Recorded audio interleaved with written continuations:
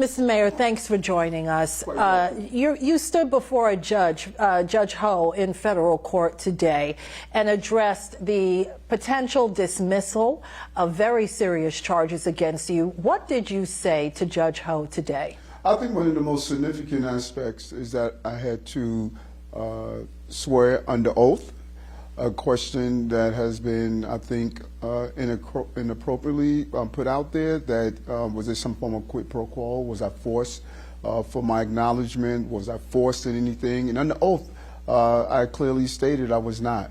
And that was very important, because what is put in the universe is not always facts. We're in an energy, in a time where people just want to spread things, and you just have to remain disciplined and honest and commitment. And I also stated to him when he stated about the potentiality of charges returning, and I said I can't see it happen because I did nothing wrong. I did not break a law, and I have been committed to that in my entire life. Your attorney also addressed the allegations of quid pro quo. What did he say? Same thing. He said, I'm willing to swear in right now under oath. And whoever's making those allegations should be under oath. He was clear. And I think, as he eloquently put it, because the judge asked him who was he talking about, and he says it's difficult to know it nowadays because there's just so many rumors running wild right now. And, you know, this case has taken on so much attention internationally. People talk about it all the time. And Cheryl, you know, the depth of what I went through, my family went through for 15 months. No American should go through that. And this is a moment I think all of us need to pause and ask the question, are we having a justice system that is just and right? And we should all ask that. It's very important, and that's what my attorney laid out today. Many of your critics were troubled by your appearance with Tom Homan on Fox and Friends and the implication of this for that, a quid pro quo, and him saying, you know, he'll be up your butt. That disturbed a lot of your supporters, including the Reverend Al Sharpton, who said it appears that you're being held hostage. Your response to that? Well, a couple of things. One, Tom and I was ribbing each other prior to coming on the stage. We're two ex-police officers. This is what we do. We joke at each other. Some of our commentary is, you know, is inappropriate if you're on the stage. And he spoke with me. He says, you know, Eric, we're on TV. I should not have said that. I apologize to you. And he said, apologize. Yes. And he stated when he was interviewed, I was joking with Eric. You know, in a day and time where everyone is playing the word police, and you know, we're trying to play gotcha. Listen. Was he saying something that was trying to be offensive? No, he was not. It was clear when we saw the two of us sit down together, there was a cordial interaction. We had several interactions. I was joking with him backstage, etc. So we understand that. But I've been very clear, and I'm hearing people say over and over again, Eric, you're saying something different now that we have the new president in office. That is just not true.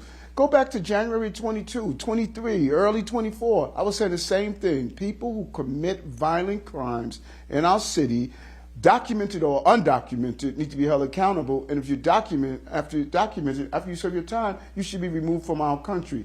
And not only do I believe that, 79% of New Yorkers believe what I'm saying. You should not be preying on migrants and asylum seekers. You should not be preying on everyday New Yorkers. You know what's interesting, Cheryl? When I was in Ecuador, people were leaving Ecuador because of dangerous gangs.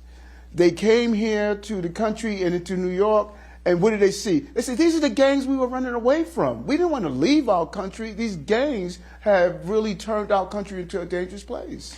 I think the problem here is that many asylum seekers and their families who have nothing to do with criminal activity are now fearing for their safety. They're afraid to send their children to school. They're afraid to go to church, and many are afraid to go to work. Mr. Mayor, are you able to guarantee that ICE will never enter a New York City school or a church? And look at that for a moment, because that's so important. We have to ask ourselves, why are they afraid? Because some of the people who swear they want to help and protect asylum seekers are creating this hysteria. I've been very clear. Go to school. Go to the hospital if you need health care. Go to your houses of worship. Go to your jobs. I've been very clear on that. Now, the border czar and ICE, they have made it clear they're going to carry out their mandate of enforcing immigration with or without the help of cities. They made it clear, and they have the authorization to do that. So if we are collaborating with those criminal elements, which is their highlight, then we are minimizing the amount of interaction with everyday migrants and asylum seekers. So I don't have the authorization to say that under no circumstances are they going somewhere. They have that authorization, but they have not been in any of our schools, any of our churches, any of our employment locations. That is what we should be looking at. And in addition to that, you can't enter a school without judicial warrant unless there's exigent circumstances where something dangerous is taking place. And we're very clear on that, and they are clear on that. 4 of your deputy mayors have resigned. They're going to leave office next month, according to reports. And that's leading quite a few city government officials to suggest that you've lost control of City Hall somehow, that your leadership is depleting. Your response to the critics? Listen, love them, all 4 of them. Anne, Maria, Chauncey, Mira, they dedicated and committed their lives not only to the city while they were working for me for 3 years, but in their field of expertise. And look at the records we have broken because of them, and I'm really proud of them. They're moving on for probably a number of reasons, and it doesn't matter. I spoke with them. I'm sure if you were to interview them, they would tell you, we want to thank Eric for the opportunity, and we have a deep respect for each other. And they decided to move on. I mean, these are difficult times to govern right now. And, I respect the fact that they want to move on. But when people say that, okay, Eric, you're losing control of City Hall, they said that after this indictment came down. We were supposed to fall apart. The city was in disarray. Look what happened from the day the indictment came down. And I told New Yorkers, the attorney would handle the case. I'm going to handle the city, and I'm going to fight for New Yorkers. We started to see City of Yes was passed. We're seeing 20,000 illegal guns up the street. 8th time we broke the record of how many jobs in our city. Record after record after record of the housing. I'm just disciplined, and I know that all of us are going to go through something. But if you stay committed in what you do, you could get the job done. And I had an amazing team to do so. We are going to be fine.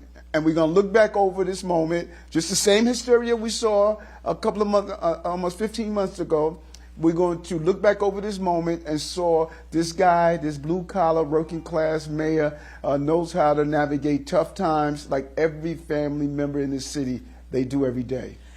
But 4 at one time, did that catch you by surprise? No, I was hearing folks were saying that, we're looking to go sometime soon, and I don't know the significance of 4 at one time. Like I said, I appreciate their service. I hate to lose them, not only for their professional capacity, but because I like them.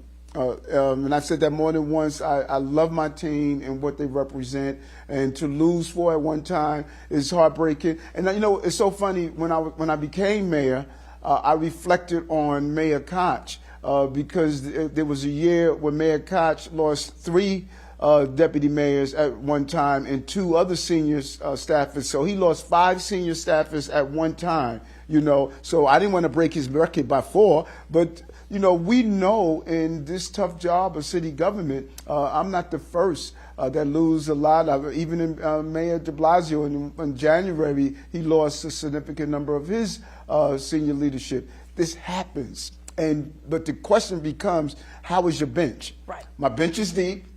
We're going to replace them with good talent. Is Kaz Daughtry on that bench? We're going to announce it. We'll give you a breaking news announcement right now. Is Kaz Daughtry going to be your deputy mayor He's of an excellent public? law enforcement person, but it's always been my rule. When we make appointments, we will announce them. You will not confirm or deny. Right, but okay. I'll make sure the team call you first and let you know. I appreciate that. So quickly, let's touch on congestion pricing. Yes. President Trump tweeted, "Congestion pricing is dead in New York City. Long live the king," suggesting He sees himself as a king.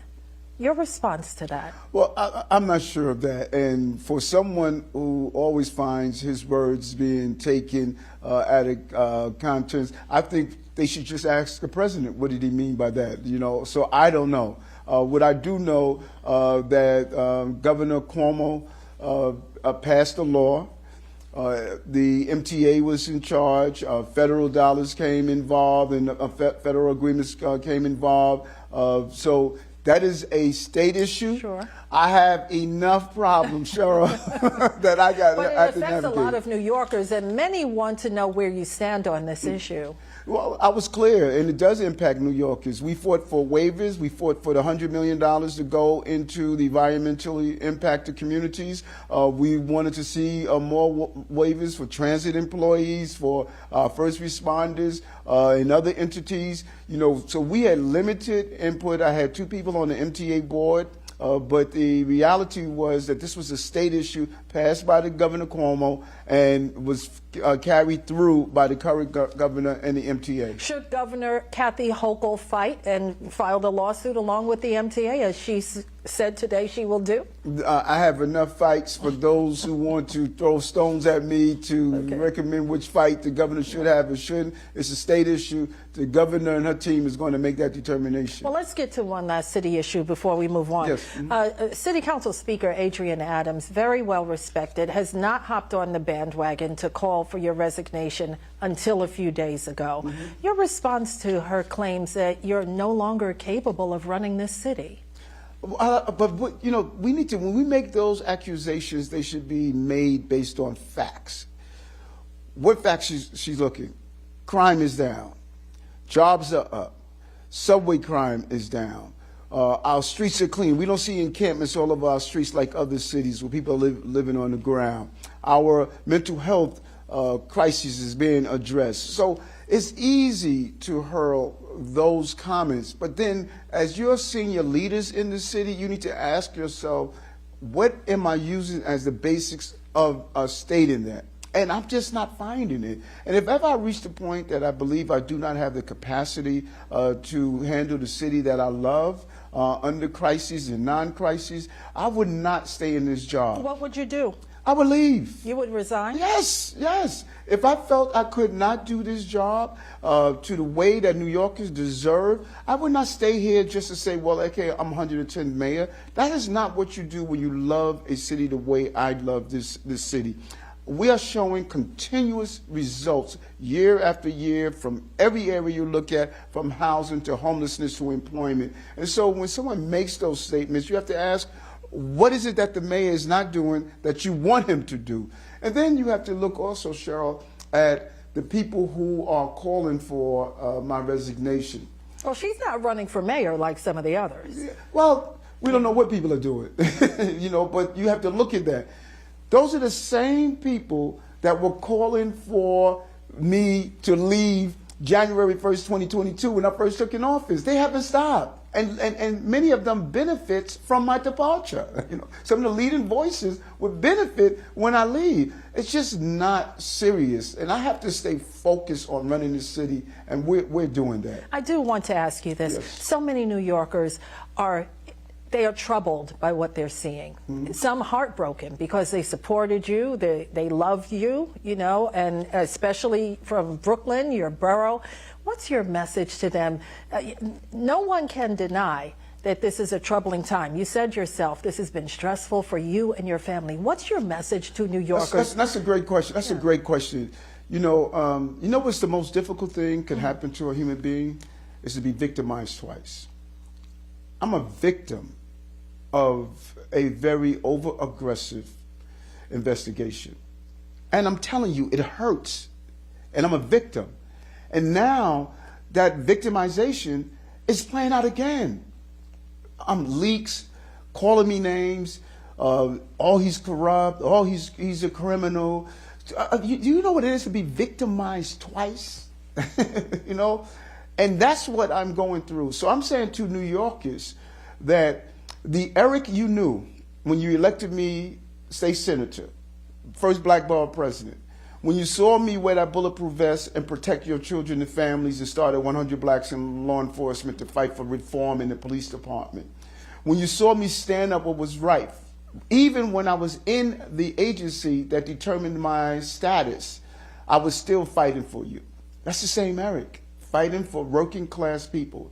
And I don't blame them that they feel a level of uncertainty. When you read all of this, you know, there are days when you say, is this our same Eric? And I'm saying, yes, it is. People want to fight me, I'm going to fight for New Yorkers. People want to talk about me, I'm going to talk about the things that New Yorkers need. I'm the same blue-collar, working class Eric Adams that they know. And I have to do that job to regain that trust, go back into the communities and speak with them. But I'm clear, when I go to town halls, senior centers, and other locations, they say to me over and over again, and we pray for you. Keep doing what you do and don't ever give up. And that's why you're running for re-election on the Democratic line, yes? Yes, I am running for re-election on the Democratic line, and I'm going to share what we have done, what we are doing, and what the future is like. We're going to continue to create opportunities for New Yorkers, particularly working class New Yorkers, to make sure they have a future in this city. I'm living up to my commitment. If you go look at everything I ran on and check the boxes, you're going to see that I've completed much of everything that I ran on. Thank you for watching our YouTube channel. Let Spectrum News be your resource for balanced, in-depth political coverage, and click the subscribe button right here. You can also download our app or watch us on TV to learn more about the candidates, where they stand on the issues, and more. We'll see you then.